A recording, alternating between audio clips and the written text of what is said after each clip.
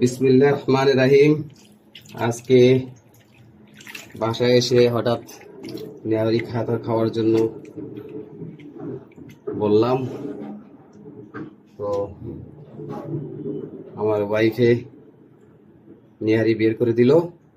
এখন নিজে বানায় বউকে দেখাবো কিভাবে বানাইতে হয়। একটু হালকা পরিষ্কার করে নিলাম। ওষুধ ফ্রিজ থেকে বের করছে তো মাত্র, প্রচুর ঠান্ডা। এখন আমরা এটাকে গরম পানি দিয়ে 5-10 মিনিট ভিজিয়ে রাখবো।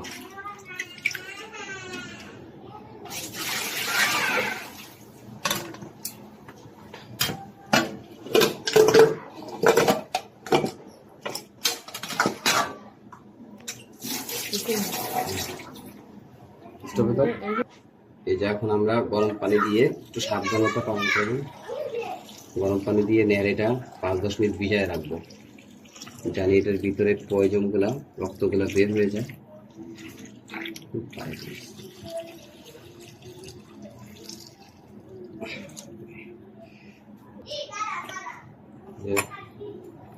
এখন পায়াগুলা গরম পানি দিয়ে ভিজিয়ে রাখবো 5-6 মিনিট, জানি ভিতর থেকে পয়জনগুলা বের হয়ে যায়।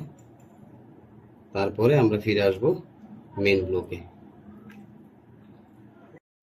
এখন আমার নেহারি পরিষ্কার হয়ে গেছে। এখন আমি একটা করে নেহারি পাতলি দিয়ে দিব। সবগুলা দিয়ে বিসমিল্লাহির রহমানির রহিম। বিসমিল্লাহ।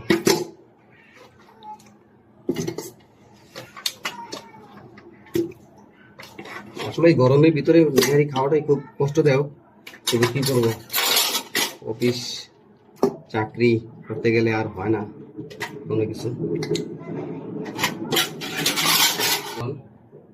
ফার্স্টে দিব আমাদের কিছু তেজপাতা, কিছু লবঙ্গ 5-6 পিস, এলাচ 5-6 পিস, দারচিনি 6-7 পিস, কাঁচামরিচ 8-10টা। এখন 12 পিস করি। এখন দিব পেঁয়াজ বাটা 3 চামচ,